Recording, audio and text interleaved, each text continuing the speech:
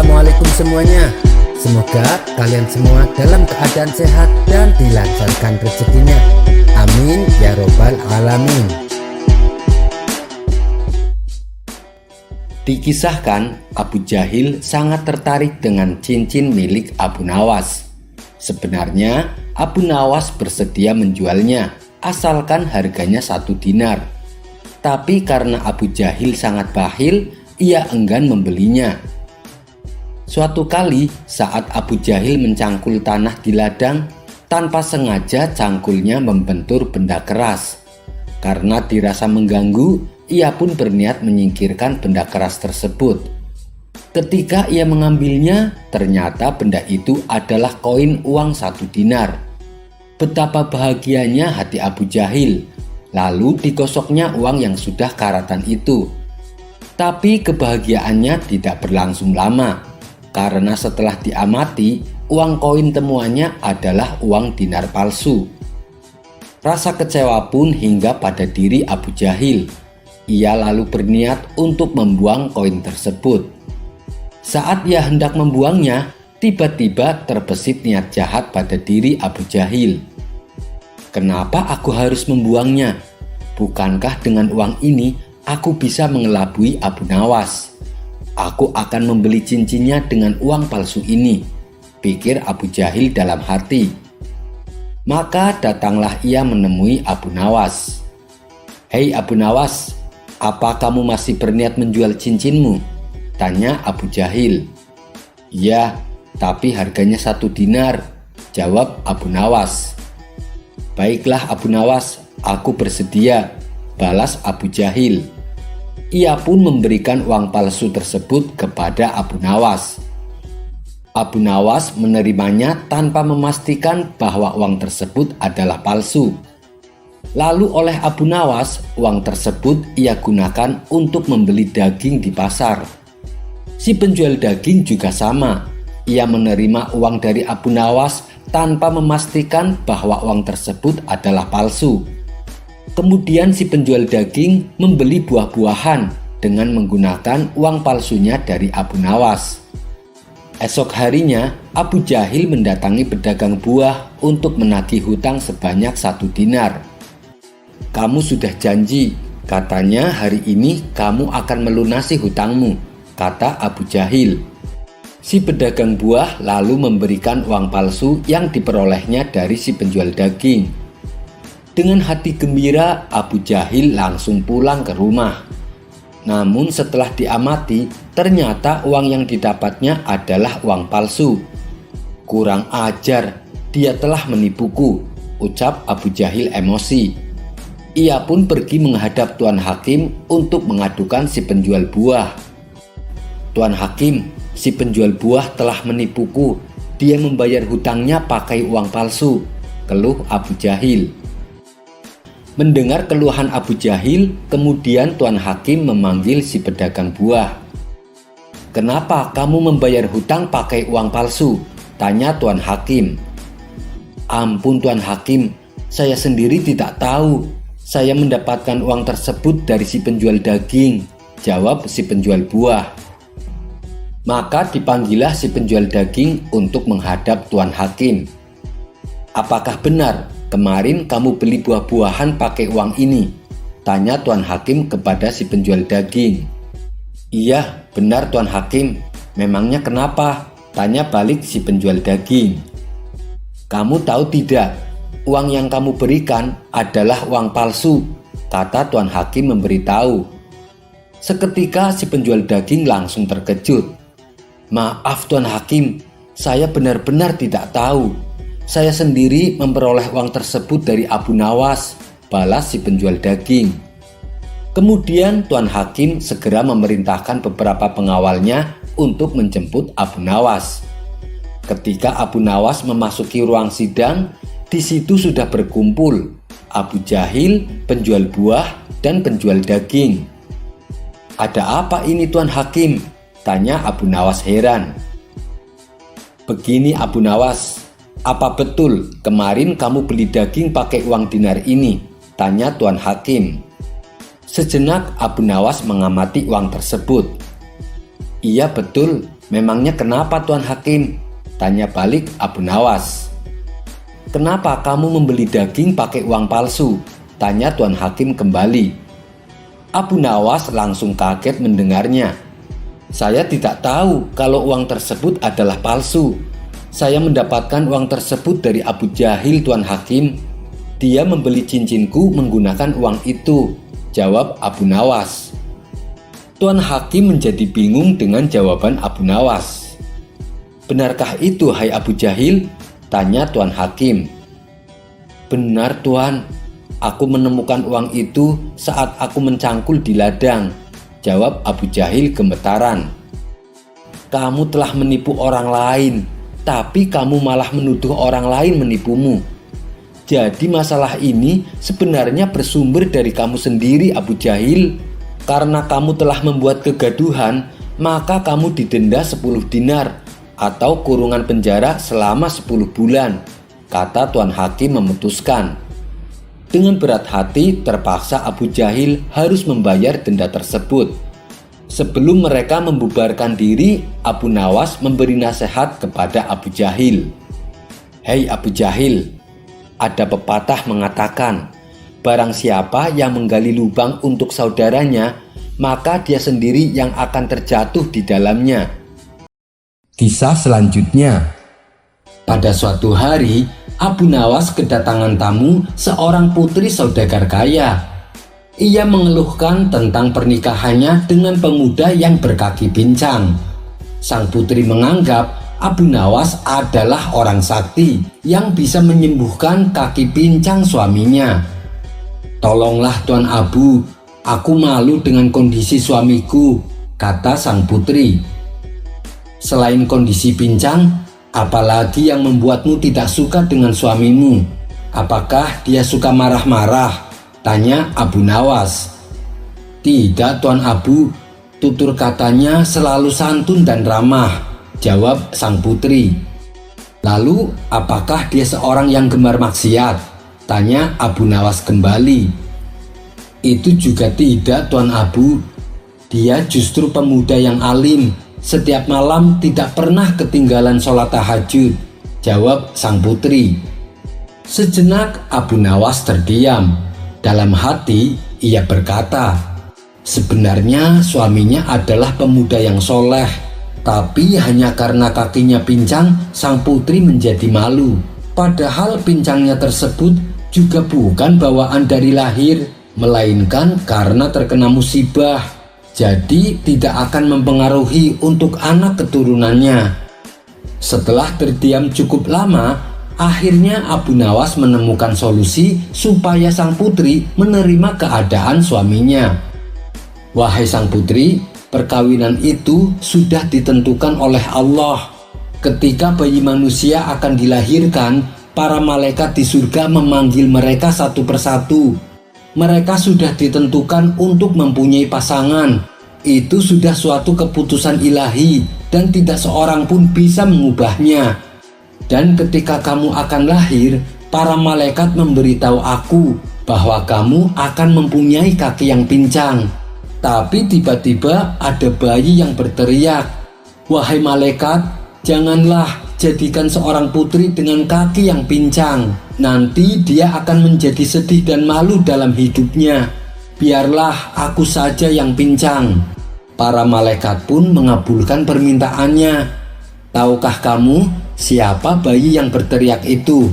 Dia adalah suamimu," tutur Abu Nawas. Karena sang putri menganggap Abu Nawas adalah orang sakti, ia pun langsung percaya dengan cerita tersebut.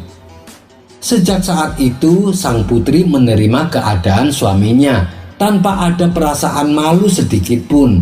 Bahkan rasa cinta dan kasih sayangnya semakin bertambah. Kisah selanjutnya.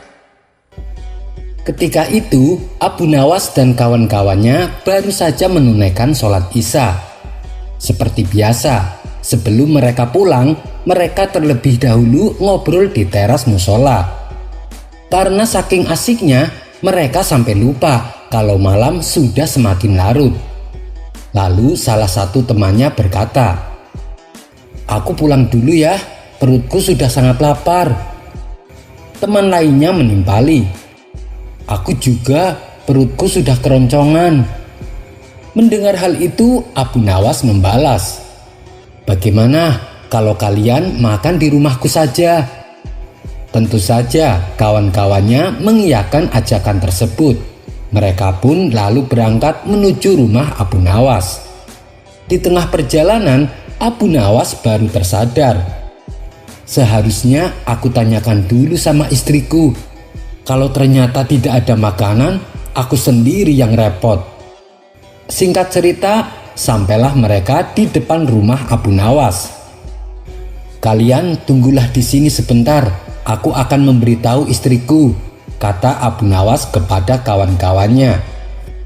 Kemudian Abu Nawas memberitahu istrinya bahwa ia membawa kawan-kawannya untuk makan bersama. Sang istri pun terkejut dan heran. "Di rumah kan tidak ada apa-apa. Berani-beraninya kau mengundang semua temanmu," ujar sang istri. "Waduh, celaka, bagaimana ini?" pikir Abu Nawas. Karena tak ingin ambil pusing, Abu Nawas naik ke atas loteng untuk bersembunyi. Sementara kawan-kawannya yang sedari tadi menunggu di luar sudah tak kuasa menahan lapar. Mereka lalu mengetuk pintu dan berkata, "Wahai Abu Nawas, boleh kami masuk?" Istri Abu Nawas menjawab, "Suamiku tidak ada di rumah." Mereka heran dengan jawaban tersebut. "Tapi kami tadi melihatnya masuk melalui pintu depan," ujar mereka. "Iya, tapi suamiku sudah tidak ada," balas sang istri. "Masa dia tiba-tiba menghilang?" sahut mereka. Abu Nawas yang sedang diliputi kecemasan hanya bisa mendengarkan percakapan mereka.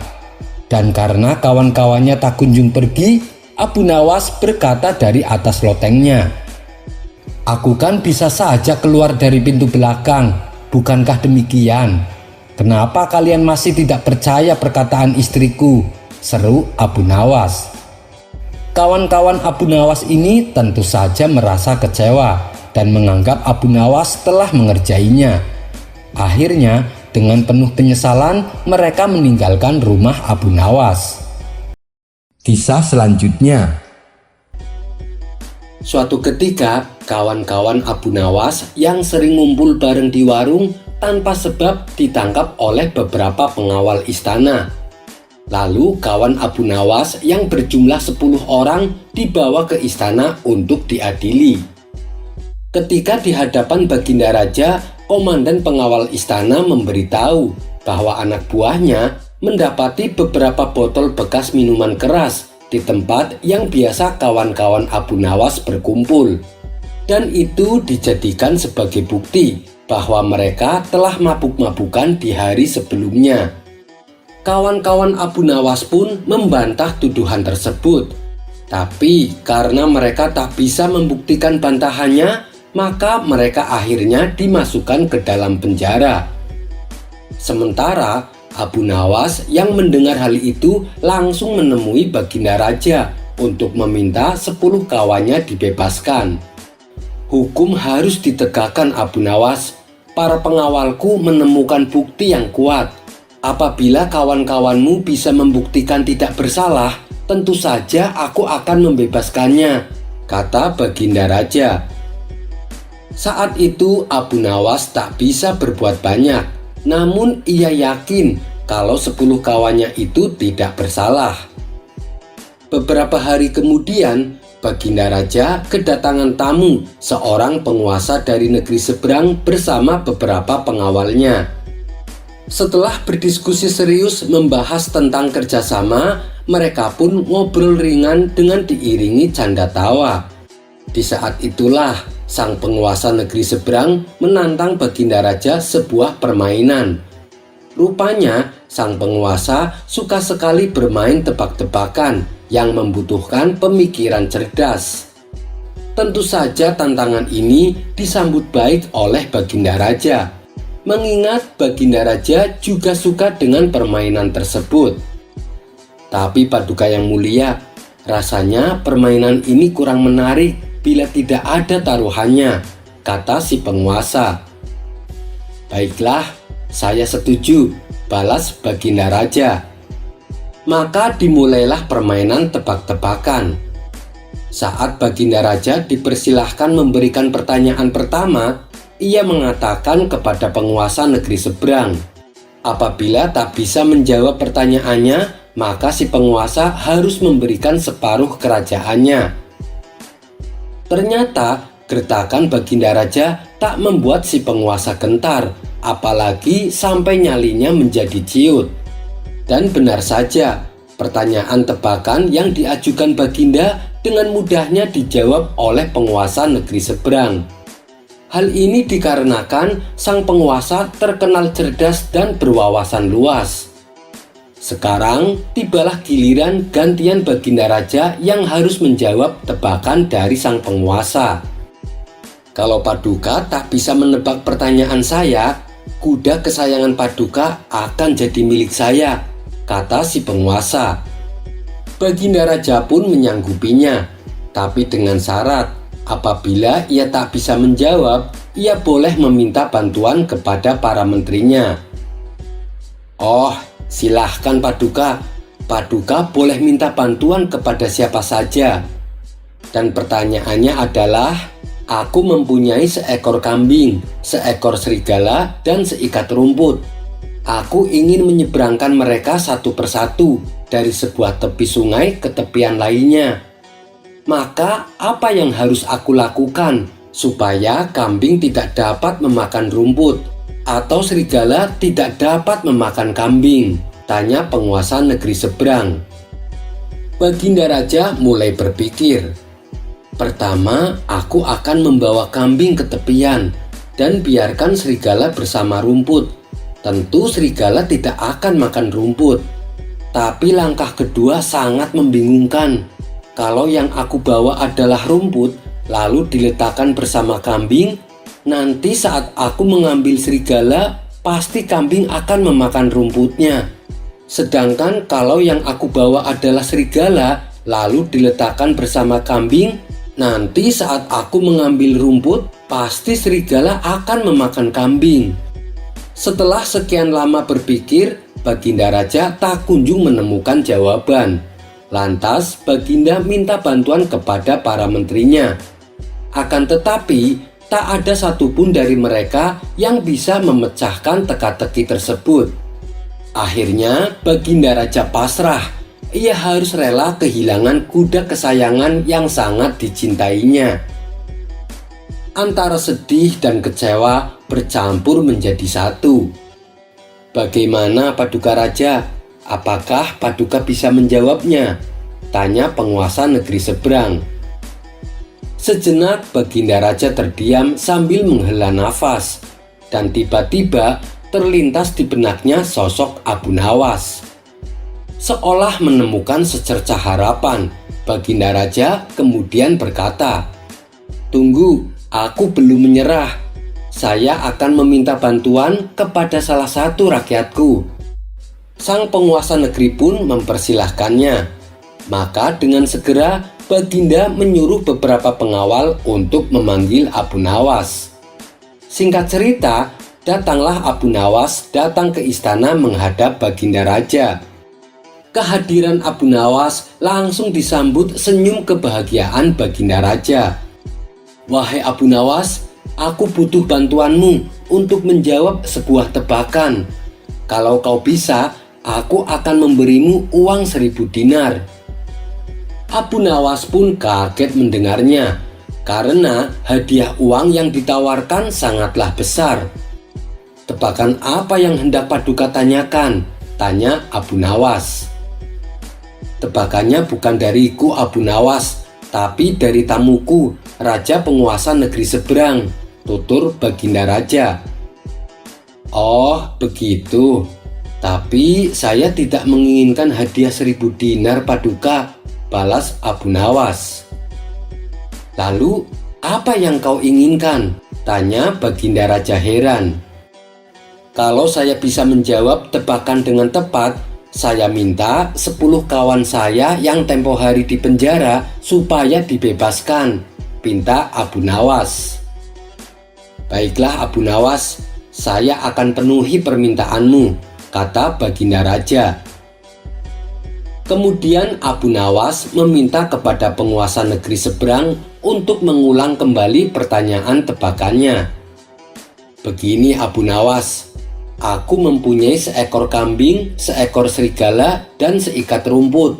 Aku ingin menyeberangkan mereka satu persatu dari sebuah tepi sungai ke tepian lainnya.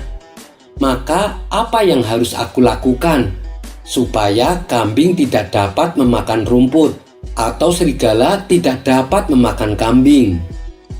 Dengan penuh percaya diri, Abu Nawas menjawabnya. Pertama, bawalah kambing ke tepian dan biarkan serigala bersama rumput. Yang kedua, bawalah rumput ke tepian dan letakkan bersama kambing. Tapi saat akan mengambil serigala, bawa serta kambingnya supaya rumputnya tidak dimakan. Setelah sampai di tempatnya serigala, letakkan kambingnya di situ dan ambil serigalanya, lalu bawa ke tepian dan letakkan bersama rumput. Kemudian baru bawa kambingnya dan letakkan di tepian bersama serigala dan rumput. Dengan begitu, Tuan telah berhasil menyeberangkan mereka tanpa ada yang dimakan. Penguasa negeri seberang tercengang mendengar jawaban dari Abu Nawas. Ia sangat memuji akan kecerdasannya. Begitu pula dengan Baginda Raja. Ia sangat berterima kasih kepada Abu Nawas karena tak jadi kehilangan kuda kesayangannya. Dan untuk menepati janjinya, Baginda Raja membebaskan 10 kawan Abu Nawas. Bahkan Baginda Raja juga memberikan hadiah sejumlah uang kepada Abu Nawas.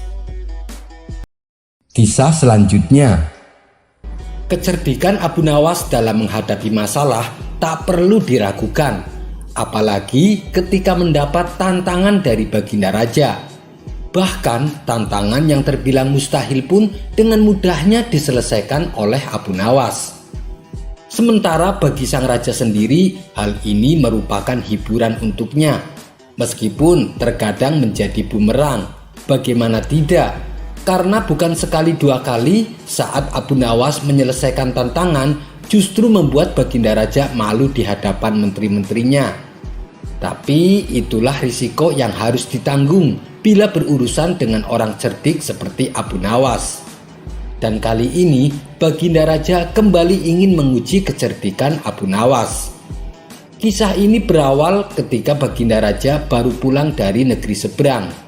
Ia pun menceritakan pengalamannya selama tinggal di sana, termasuk mengenai seorang pengawal pribadi Raja negeri seberang yang terkenal sakti. Si pengawal tersebut bisa muncul tiba-tiba tanpa diketahui dari mana ia datang. Mendengar cerita Baginda Raja, sang menteri pun merasa takjub. Maksud Paduka, pengawal itu bisa muncul tiba-tiba? Tanya sang menteri merasa heran. Benar wahai menteriku, saat itu saya sedang duduk dengan Raja negeri seberang. Tapi di samping kanan kirinya tak ada seorang pun pengawal. Lalu saya coba tanya kepadanya, "Kenapa pengawalmu tidak mendampingi?" Dia malah tersenyum. Kemudian dia teriak memanggil pengawalnya. Tiba-tiba di hadapan kami sudah berdiri seorang pengawal yang entah datangnya dari mana, kata Baginda Raja menjelaskan. Bisa jadi pengawal tersebut sebenarnya adalah jin Paduka, timpal sang menteri. Mungkin juga bisa jadi dia adalah jin, balas Baginda Raja. Setelah mendengar cerita tersebut, sang menteri muncul ide akan sebuah tantangan. Kemudian ia pun mengungkapkan idenya tersebut kepada Baginda Raja. Paduka yang mulia, bukankah selama ini tantangan Paduka selalu berhasil dikalahkan Abu Nawas? Bagaimana kalau Abu Nawas ditantang seperti pengawal sakti itu? Kata sang menteri mengusulkan. Tantangan? Tantangan apa? Aku belum paham dengan maksudmu, tanya Baginda Raja bingung. Begini Paduka, Abu Nawas, kita tantang hadir di depan Paduka, tapi tidak boleh dengan jalan kaki, tidak boleh berkendara, dan tidak boleh kelihatan. Dia harus datang tiba-tiba seperti pengawal itu, kata sang menteri menjelaskan. Bagus sekali ide kamu, saya setuju. Kali ini Abu Nawas pasti akan kalah, balas Baginda Raja kegirangan. Tanpa membuang-buang waktu, Baginda Raja langsung memerintahkan beberapa pengawal untuk memanggil Abu Nawas. Singkat cerita, datanglah Abu Nawas menghadap Baginda Raja. Wahai Abu Nawas, apakah kamu masih berani menerima tantanganku? Tanya Baginda Raja. Tentu saja saya berani Paduka, tapi saya perlu tahu apa imbalannya kalau saya berhasil, kata Abu Nawas balik bertanya. Karena tantangan ini sangat sulit dan mustahil, hadiahnya akan aku tambah menjadi 1000 dinar. Tapi bila kamu gagal, sebagai hukumannya, kamu harus memandikan kuda-kuda istana selama sebulan. Dan semua hadiah yang selama ini aku berikan harus kamu kembalikan. Karena hadiah tersebut akan aku serahkan kepada menteriku. Sebab dialah yang punya ide tantangan ini. Apa kamu bersedia? Tanya Baginda Raja kembali. Mendengar hadiah yang begitu besar, spontan Abu Nawas langsung tergiur. Baik Paduka yang mulia, saya sangat bersedia, sahut Abu Nawas dengan muka berseri-seri. Kemudian Baginda Raja memberitahu tantangan yang akan ia berikan. Besok kamu harus ada di sini, persis seperti sekarang ini, berdiri tepat di hadapanku. Tapi ada syaratnya. Kamu kesini tidak boleh berjalan kaki, tidak boleh naik kendaraan, dan tidak boleh terlihat oleh siapapun. Pokoknya tahu-tahu kamu sudah ada di sini, jelas Baginda Raja. Seketika jantung Abu Nawas langsung berdebar kencang mendengar tantangan tersebut. Ini tantangan yang mustahil, mana mungkin aku bisa melakukannya, pikir Abu Nawas. Di tengah kebingungan Abu Nawas, Baginda Raja kembali berkata, kalau kamu membatalkan tantangan ini, itu sama saja kamu mengaku kalah. Dan itu berarti kamu harus menjalani hukuman dan menyerahkan semua hadiahmu kepada menteriku. Sementara sang menteri merasa puas dengan ide tantangan yang dimilikinya. Mampus kau Abu Nawas, kau akan menderita selama sebulan, ucap sang menteri dalam hati. Nasi sudah menjadi bubur. Abu Nawas tak mungkin membatalkan tantangan tersebut. Ia pun lalu mohon diri kepada Baginda Raja untuk pamit pulang ke rumahnya.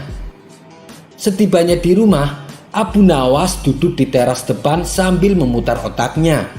Ia terus memikirkan cara agar terlepas dari hukuman. Namun sampai waktu menjelang sore, ia tak juga menemukan solusinya. Hampir saja Abu Nawas dibuat stres karena akal cerdiknya menemukan jalan buntu. Saat ia tengah termenung, salah seorang tetangganya lewat di depan Abu Nawas dengan memanggul karung besar. Iseng-iseng Abu Nawas bertanya kepadanya, "Wahai kawan, apa yang kau bawa itu?" Tetangganya menjawab, "Kambing Abu Nawas." "Kambing? Kenapa tidak dituntun saja? Itu akan meringankan pekerjaanmu," kata Abu Nawas menyarankan. "Saya sengaja Abu Nawas, biar orang-orang tidak tahu," balas tetangganya. Dari situlah akhirnya Abu Nawas menemukan solusi atas tantangan Baginda Raja. Kemudian Abu Nawas pergi menemui menteri yang punya ide tantangan tersebut. "Tuan Menteri, sepertinya besok saya akan dihukum. Tapi bolehkah saya minta tolong?" pinta Abu Nawas. "Minta tolong apa?" tanya sang menteri. "Besok ambillah karung yang ada di rumahku dan bawalah ke hadapan Baginda Raja," ucap Abu Nawas. "Apa isi karung itu?" tanya sang menteri kembali. "Isinya semua hadiah dari Baginda Raja, Tuan Menteri. Selama ini aku kumpulkan di dalam karung tersebut. Bukankah nantinya juga akan jadi milikmu?" ujar Abu Nawas. "Oh, baiklah Abu Nawas, saya siap," balas sang menteri. Esok paginya sang menteri menuju rumah Abu Nawas. Sesampainya di sana, ia hanya menjumpai istrinya. "Mana Abu Nawas?" tanya sang menteri. "Abu Nawas sudah berangkat ke istana," jawab istri Abu Nawas. Kemudian istri Abu Nawas menunjukkan karung yang akan dibawa oleh Tuan Menteri. Dengan hati gembira, sang menteri memanggul karung tersebut sampai ke istana. Meskipun terik matahari sangat panas, tak membuat sang menteri merasa letih, karena rasa letihnya terobati dengan hadiah yang akan ia dapatkan. Setelah sang menteri tiba di istana, ia pun segera menghadap Baginda Raja. "Apa yang kau bawa itu? Dan mana Abu Nawas?" tanya Baginda Raja. "Bukannya Abu Nawas sudah kesini? Kata istrinya, ia sudah berangkat dari pagi, Paduka. Dan karung ini adalah semua hadiah yang Abu Nawas kumpulkan," jawab sang menteri. "Mana? Sampai saat ini Abu Nawas belum kelihatan." "Ya sudahlah, kita tunggu saja. Sekarang buka ikatan tali karung itu, aku ingin melihat isinya." Sang menteri pun langsung membuka ikatan tali karung tersebut. Ketika karung itu terbuka, tiba-tiba muncul Abu Nawas dari dalam karung. "Hamba sudah di sini, Paduka, seperti yang Paduka inginkan. Tidak berjalan kaki, tidak berkendara, dan tidak diketahui oleh siapapun," ucap Abu Nawas. Sontak Baginda Raja dan sang menteri terkejut dibuatnya. Baginda Raja pun langsung tertawa terpingkal-pingkal dengan tingkah Abu Nawas ini. "Kamu memang cerdik, Abu Nawas," puji Baginda Raja sambil terus tertawa. Sementara sang menteri yang punya ide tantangan ini malah mendapatkan sial. Ia bukan hanya gagal mendapat hadiah, tapi tanpa ia sadari, ia malah membantu Abu Nawas dalam menjalankan tantangannya. Kisah selanjutnya. Seperti biasa, sehabis sholat subuh, Abu Nawas mengisi waktunya dengan mengaji Al-Quran.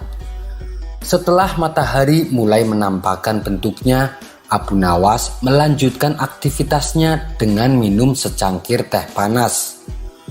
Belum juga habis minuman tehnya, tiba-tiba datang beberapa pengawal kerajaan. "Tuan Abu, Anda disuruh menghadap Baginda Raja sekarang juga," kata salah satu pengawal. "Memangnya ada apa? Kenapa pagi-pagi sudah menyuruh saya menghadap?" tanya Abu Nawas heran. "Saya kurang tahu, Tuan Abu. Lebih baik Anda tanyakan sendiri kepada Baginda Raja," balas para pengawal. "Baiklah, saya akan segera ke sana," ucap Abu Nawas. Dengan perasaan was-was, Abu Nawas memenuhi panggilan Baginda Raja. Ia pun berangkat menuju istana. Sesampai di pintu gerbang istana, Abu Nawas disambut oleh pengawal kerajaan. Ia diantar masuk pengawal kerajaan menuju aula istana, di mana beberapa pejabat istana telah hadir. Di antaranya adalah 2 penasehat kerajaan, panglima perang, dan barisan pejabat pengadilan kerajaan lengkap mengenakan baju kebesarannya. Begitu juga dengan Baginda Raja. Beliau tengah duduk santai di sebuah kursi besar dengan para pejabat di kanan kirinya. Abu Nawas segera dipersilahkan duduk di tengah-tengah mereka. Belum sepatah kata pun keluar dari mulut Baginda Raja, Abu Nawas telah lebih dulu berbicara. "Ampun Paduka yang mulia, apakah Paduka memanggil hamba?" tanya Abu Nawas. "Ya benar Abu Nawas, aku sendiri yang mengundangmu datang ke sini. Aku sengaja mengundangmu untuk meminta masukan terkait masalah keadilan dan penegakan hukum di kerajaan ini," tutur Baginda Raja. "Kau lihat sendiri kan, aku sengaja mengumpulkan para hakim beserta jajarannya dan juga para pejabat istana. Aku ingin kau mengajari sedikit kebijaksanaan dan kearifanmu kepada kami. Saya yakin kamu tahu kalau selama ini penegakan kebenaran dan keadilan di wilayah kerajaan ini belum berjalan maksimal. Kami berharap mendapat wejangan-wejangan darimu," kata Baginda Raja melanjutkan. Mendengar hal itu, Abu Nawas merasa lega. Ternyata Baginda Raja memang benar-benar membutuhkan bantuanku, kata Abu Nawas dalam hati. Dengan penuh percaya diri, Abu Nawas berkata kepada semua pejabat yang ada di aula kerajaan. Hukum beserta perangkat pengadilannya memang merupakan alat yang penting untuk mendidik masyarakat supaya menjadi lebih baik. Akan tetapi begini Paduka, rakyat dan khususnya para pejabat dan hakim Anda, saya kira perlu banyak berlatih untuk mengenali sisi lebih dalam dari sebuah kebenaran. Sebab kebenaran pada sisi yang lebih dalam sangat memiliki perbedaan tipis dengan kebenaran yang terlihat dari sisi permukaannya, tutur Abu Nawas dengan ekspresi yang meyakinkan. Baiklah, jika saranmu seperti itu, aku perintahkan kepadamu untuk memberi contoh, supaya rakyat dan pejabat-pejabat istana bisa melihat dan mengenali kebenaran seperti yang kamu maksud. Dan semoga dengan caramu itu, para pejabat dan rakyat bisa menerapkan dan mengenali kebenaran tersebut, balas Baginda Raja. Baiklah Paduka yang mulia, beri saya waktu untuk menunjukkan hal itu, pinta Abu Nawas. Abu Nawas kemudian pamit undur diri dan pulang ke rumahnya. Perlu diketahui, untuk memasuki ibu kota kerajaan, terdapat sebuah jembatan besar yang dilengkapi pintu gerbang utama, dan itu satu-satunya akses bagi warga untuk keluar masuk ibu kota kerajaan. Pada sisi kanan di bagian dalam pintu gerbang tersebut berdiri sebuah tiang gantungan besar. Pada suatu pagi, komandan prajurit penjaga pintu gerbang beserta pasukannya sedang sibuk bersiap-siap memeriksa orang-orang yang hendak masuk ke ibu kota kerajaan. Pada suatu pagi, komandan prajurit penjaga pintu gerbang beserta pasukannya sedang sibuk bersiap-siap memeriksa orang-orang yang hendak masuk ke ibu kota kerajaan. Di depan barisan warga yang telah berdiri, komandan prajurit penjaga pintu gerbang tiba-tiba berseru, "Setiap orang yang akan memasuki pintu gerbang ini harus diperiksa barang-barangnya. Kalian semua akan ditanyai keperluan dan tujuannya datang ke ibu kota. Jika kalian berbohong ataupun menyembunyikan sesuatu, kalian akan dihukum gantung. Tapi jika kalian berkata benar, kalian akan diperbolehkan memasuki ibu kota." Para warga mulai diperiksa satu persatu, termasuk Abu Nawas. Saat ia mulai berjalan menuju pintu gerbang, tiba-tiba langkah Abu Nawas dihentikan oleh seorang prajurit penjaga. "Hendak kemana kau Abu Nawas? Apa keperluanmu?" tanya prajurit. "Aku mau masuk karena aku mau dihukum gantung," jawab Abu Nawas. "Ah, aku tak percaya," jawab si prajurit. "Kenapa kamu tidak percaya? Kalau aku terbukti berbohong, gantung saja aku," balas Abu Nawas. Sepintas ucapan Abu Nawas membuat prajurit penjaga berpikir, "Kalau aku menggantungmu karena berbohong, bukankah justru aku menjadikan pernyataan awalmu tadi sebagai sebuah kebenaran?" ujar si pengawal. "Sungguh tepat jawabanmu. Sekarang kamu telah berhasil mengenali apa itu sebuah kebenaran. Itulah kebenaran dari sisi terdalamnya. Sekarang kabarkan kepada rajamu bahwa itulah makna kebenaran sesungguhnya," tutur Abu Nawas. Kisah selanjutnya. Tak cuman cerdik dan jenaka, Abu Nawas juga dikenal sebagai seorang alim yang jujur. Kejujurannya inilah yang membuat raja semakin menyayanginya. Namun tidak semua percaya dengan kejujuran Abu Nawas. Tidak tanggung-tanggung, mereka adalah kaum jin.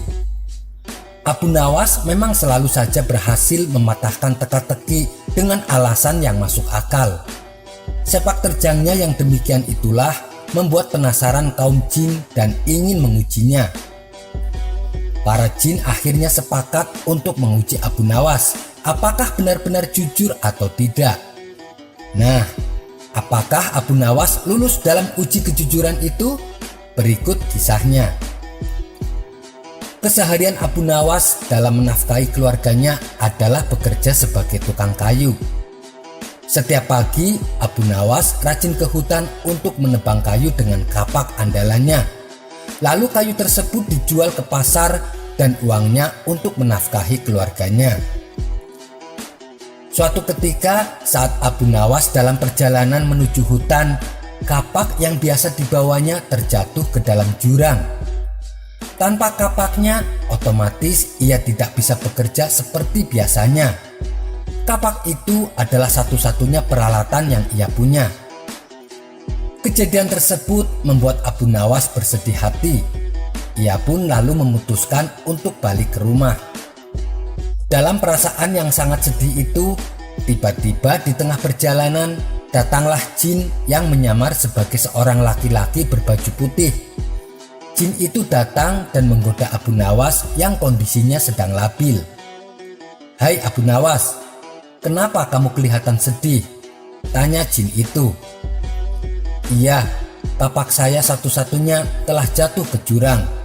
Kalau begini, bagaimana saya bisa bekerja?" jawab Abu Nawas dengan nada sedih. "Oh begitu, saya akan bantu mengambilkannya untukmu," kata jin itu kembali. Tak berapa lama kemudian, sang jin pun turun ke bawah jurang. Ternyata jin tersebut memiliki keinginan untuk menguji kejujuran Abu Nawas yang sering didengarnya. Terbesit di benak jin untuk memberikan kapak yang lain yang terbuat dari emas. Apa reaksi Abu Nawas nantinya? "Wahai Abu Nawas, apakah ini kapakmu?" tanya jin itu. "Bukan, kapak saya jelek kok," jawab Abu Nawas. Jin itu kembali turun ke jurang, dan kali ini ia memperlihatkan kapak yang gagangnya berlapiskan mutiara dan intan kepada Abu Nawas. "Apakah ini kapakmu, wahai Abu Nawas?" tanya jin itu kembali. Bukan itu, kapak saya sudah jelek kok," tegas Abu Nawas. Untuk ketiga kalinya, jin itu turun ke jurang dan memperlihatkan kapak yang biasa Abu Nawas gunakan. "Iya, itu baru kapak saya," sahut Abu Nawas kegirangan. Jin itu kagum dengan kejujuran Abu Nawas. Ia pun mengakui bahwa Abu Nawas memang benar-benar seorang yang jujur. Lalu jin itu berkata kepada Abu Nawas, "Hai Abu Nawas, seandainya kamu mengaku kalau kapak emas adalah milikmu, tentu saya akan memberikannya padamu meskipun saya tahu kamu berbohong. Akan tetapi kamu malah berkata jujur apa adanya." Abu Nawas menjawab, "Saya adalah orang yang selalu bersyukur dengan apa yang saya punya, dan saya tidak mau mengambil sesuatu yang bukan hak saya. Bagiku, kapak jelek itu adalah rizki yang luar biasa, karena dengan kapak itulah aku bisa bekerja secara halal dan mendapatkan kayu untuk aku jual." "Rasa syukur?" tanya jin itu dengan heran. "Iya, karena rasa syukur itulah yang membuatku tidak mau mengambil barang yang bukan hak saya dan membuatku senantiasa selalu bersikap jujur," tegas Abu Nawas. Dengan tersenyum, jin itu kembali berkata kepada Abu Nawas, "Karena kejujuranmu dan rasa syukurmu, wahai Abu Nawas, maka ketiga kapak ini aku berikan kepadamu." Kemudian jin itu pergi meninggalkan Abu Nawas. Sementara Abu Nawas pulang dengan membawa 3 kampak. Kapak jelek yang biasa ia pakai, kapak yang terbuat dari emas, dan kapak yang gagangnya berlapis mutiara dan intan. Semua itu Abu Nawas dapatkan karena sifat jujur dan selalu bersyukur dengan apa yang dia punya. Kisah selanjutnya. Dikisahkan Abu Nawas baru saja mendapat hadiah sepatu istimewa. Hadiah tersebut ia dapatkan dari sahabatnya yang kini hidup di negeri seberang. Karena model dan warnanya sangat indah, Abu Nawas sangat mengagumi hadiah sepatunya. Hingga akhirnya terbesit niat untuk memamerkan kepada kawan-kawan tongkrongannya. Maka pergilah Abu Nawas ke warung tempat biasa mereka berkumpul. "Sepatumu indah sekali, Abu Nawas. Baru pertama kali aku melihat ada sepatu yang demikian indahnya." Begitulah ucapan kawan-kawannya memuji sepatu baru yang dikenakan Abu Nawas. Hingga pada suatu malam Abu Nawas mengalami nasib sial. Pasalnya sepatu yang sangat dibanggakan dicuri oleh maling. Abu Nawas baru menyadari hal itu saat di keesokan paginya, di mana ketika ia melihat pintu rumah sudah dalam keadaan terbuka. Kesialan Abu Nawas ternyata tak berhenti sampai di situ. Kambing-kambing ternaknya juga ikut hilang dicuri maling. Hal ini membuat sang istri menjadi emosi. Ia menyalahkan Abu Nawas dan ngomel tanpa henti. "Makanya kalau mau tidur periksa dulu pintunya. Gara-gara kamu lupa kunci pintu, barang-barang di rumah kita pada hilang," omel sang istri. Abu Nawas hanya diam dan tertunduk lesu, karena bagaimanapun ini adalah memang kesalahan dirinya. Tidak lama kemudian, tiba-tiba datanglah beberapa pengawal istana. "Tuan Abu, Anda diperintah ke istana sekarang juga," kata salah satu pengawal. "Apa tidak ada hari lain? Hari ini aku lagi banyak masalah," balas Abu Nawas ketus.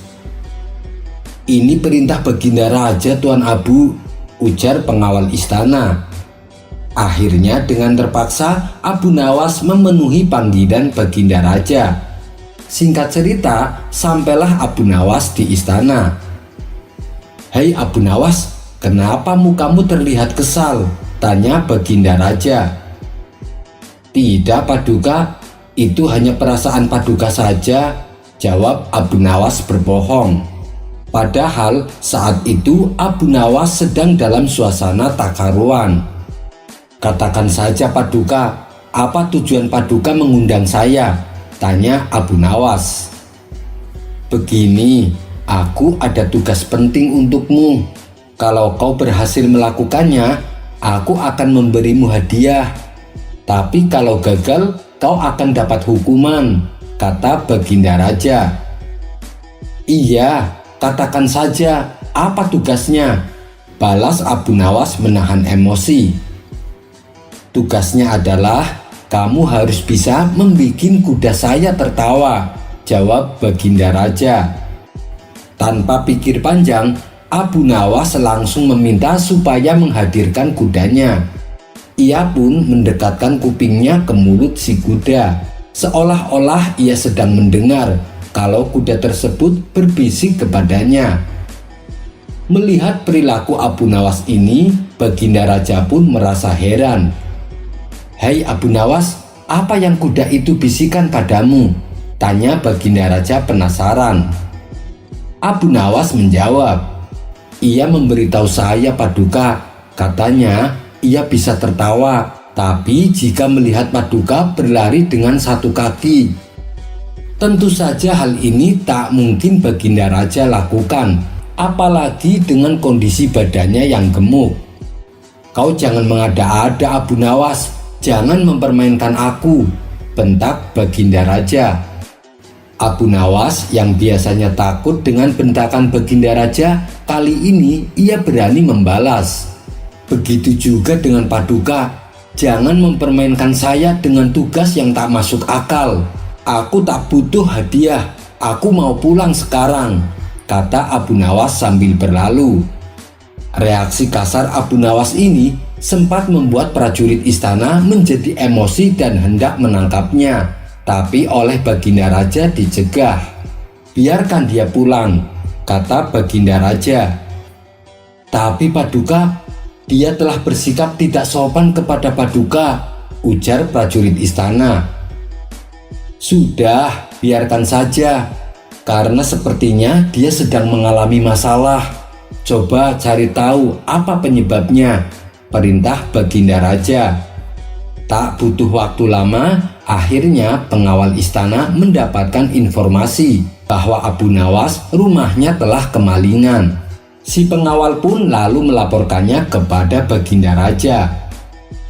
Oh, jadi itu penyebabnya. Sekarang cari siapa pelaku pencurinya dan tangkap serta seret ke penjara, perintah Baginda Raja. Kemudian dalam tempo 2 hari si pelaku berhasil ditangkap beserta barang-barang curiannya. Lalu Baginda Raja mengutus pengawal istana untuk mengembalikan sepatu dan kambing milik Abu Nawas. Betapa bahagianya hati Abu Nawas, sepatu kesayangannya bisa kembali. Begitu juga dengan kambing-kambing ternaknya. Namun di balik rasa bahagianya, Abu Nawas merasa bersalah akibat tindakannya yang telah bersikap tidak sopan. Ternyata Baginda Raja sangat peduli dengan masalahku, gumam Abu Nawas. Dan untuk menebus rasa bersalahnya, ia datang ke istana menemui Baginda Raja. Ampun Paduka yang mulia, saya minta maaf atas kelancangan saya, kata Abu Nawas. Baginda Raja pun memaafkan, tapi dengan syarat ia harus bisa menghibur dirinya. Akhirnya dengan tingkah dan wajah konyolnya, Abu Nawas mempersembahkan beberapa cerita lucu. Baginda Raja dan seisi ruangan istana tertawa terpingkal-pingkal mendengarnya. Kisah selanjutnya. Abu Nawas menipu malaikat? Boleh jadi kisah ini hanyalah sebuah kisah humor belaka. Sebagai seorang muslim, Abu Nawas sudah pasti mengimani bahwa kelak di alam kubur ia akan didatangi 2 malaikat, yaitu malaikat Mungkar dan Nakir. 2 malaikat ini bertugas menanyakan 6 perkara kepada penghuni kubur yang baru masuk. Siapa Tuhanmu? Apa agamamu? Siapa nabimu? Apa kitabmu? Apa kiblatmu? Dan siapa saudara-saudaramu? Tentunya Abu Nawas sudah hafal betul dengan ke-6 pertanyaan tersebut. Namun yang menjadi masalah, kedua malaikat itu mendatangi orang yang baru mati dengan bentuk yang menakutkan. Bahkan kedua malaikat ini membawa pentungan. Hal ini akan membuat siapa saja gemetar menghadapinya. Tak ayal, Abu Nawas pun terkadang bertanya-tanya pada diri sendiri, mampukah ia kelak menjawab pertanyaan kedua malaikat kubur tersebut? Sedang melihat fisik keduanya saja sudah terbayang begitu menakutkan. Abu Nawas memang bukan Umar bin Khattab yang konon berani melawan kedua malaikat itu. Saat didatangi kedua malaikat Mungkar dan Nakir, Umar bin Khattab justru balik menggertak. Lalu, siapa Tuhanmu? Abu Nawas menyadari bahwa dirinya tak sebanding dengan Umar bin Khattab. Itu sebabnya ia mesti mencari jalan lain, jalan untuk mengelabui 2 malaikat tersebut. Intinya Abu Nawas ingin menyiasati bagaimana supaya terhindar dari ujian malaikat Mungkar dan Nakir. Abu Nawas lalu memberikan wasiat kepada keluarganya agar saat ia meninggal kelak supaya dikafani dengan kain kafan yang sudah sangat lusuh dan usang. Keluarganya tentu saja bertanya-tanya, wasiat kok aneh begitu? Seletuk sang istri. Abu Nawas tak banyak berkomentar. Pokoknya lakukan saja apa yang sudah saya katakan, kata Abu Nawas tegas. Benar saja, tiba saat Abu Nawas meninggal, istrinya pun menjalankan wasiat itu. Ia mencarikan kain kafan lusuh untuk membungkus jenazah suaminya. Sesaat setelah Abu Nawas dikuburkan, datanglah 2 malaikat. Malaikat Mungkar bertugas sebagai malaikat penanya di alam kubur, dan malaikat Nakir bertugas sebagai pemberi siksa kubur apabila penghuni kubur tersebut tidak bisa menjawab pertanyaannya. Kedua malaikat itu pun sudah siap memberikan pertanyaan kepada Abu Nawas. Ketika sampai di kuburan Abu Nawas, 2 malaikat itu merasa kebingungan. Sebab merasa aneh jika arwah yang didatanginya berkain kafan lusuh, seolah-olah seperti kain kafan orang yang sudah lama meninggal. Keduanya kemudian berdebat lama, namun pada akhirnya mereka berdua tetap menanyakan kepada Abu Nawas. "Siapa Tuhanmu?" tanya malaikat mungkar kepada Abu Nawas. "Wahai malaikat, tidakkah engkau tahu kain kafanku ini sudah lama? Aku bukan orang yang baru wafat," jawab Abu Nawas. Mendengar jawaban Abu Nawas itu, kedua malaikat tersebut bertambah bingung. Melihat Abu Nawas memakai kain kafan yang sudah lusuh, akan tetapi tanah galiannya masih terlihat baru. Namun setelah lama keduanya berdebat, akhirnya salah satu dari mereka menegaskan bahwa memang kuburan tersebut merupakan kuburan lama, sehingga tidak perlu lagi ditanya pertanyaan alam kubur. Kedua malaikat itu pun pergi dari kuburan Abu Nawas, sebab mereka yakin bahwa Abu Nawas adalah penghuni kubur yang lama. Jadi tidak perlu lagi ditanya tentang pertanyaan alam kubur. Keduanya pun lalu berpindah ke kuburan lain yang masih baru. Begitulah kisah Abu Nawas dalam mengelabui malaikat mungkar dan nakir. Kisah selanjutnya. Seperti kita ketahui bahwa Nabi Sulaiman adalah salah satu nabi yang bisa berbicara dengan hewan. Ada kisah menarik tentang seekor semut yang perkataannya membuat Nabi Sulaiman pingsan. Pada suatu ketika saat Nabi Sulaiman sedang berbaring, tiba-tiba ada seekor semut yang melintas di dadanya. Nabi Sulaiman lalu melempar semut tersebut sangat jauh. Tak disangka makhluk kecil itu mengeluh, seolah tak terima dengan perlakuan Nabi Sulaiman. "Wahai Nabiullah, kenapa engkau lemparkan aku dengan begitu keras? Apakah kamu lupa bahwa pada hari kiamat nanti kamu akan berdiri di hadapan Sang Pencipta? Dialah yang menciptakan langit dan bumi, Tuhan yang Maha Adil, yang mengambil hak orang yang dizalimi dari orang yang menzoliminya." Mendengar hal itu, Nabi Sulaiman seperti tak sanggup membayangkannya. Seketika itu juga ia langsung jatuh pingsan. Setelah siuman, Nabi Sulaiman lalu meminta maaf kepadanya. Semut itu pun berkata, ia akan memaafkan perbuatan Nabi Sulaiman, namun dengan 3 syarat. "Apa syaratnya?" tanya Nabi Sulaiman penasaran. Syarat yang pertama adalah, jangan kamu tolak orang yang meminta kepadamu. Sesungguhnya orang yang meminta kepadamu adalah orang yang sedang meminta karunia Allah. Maka jangan sampai kamu cegah karunia Allah kepada makhluknya.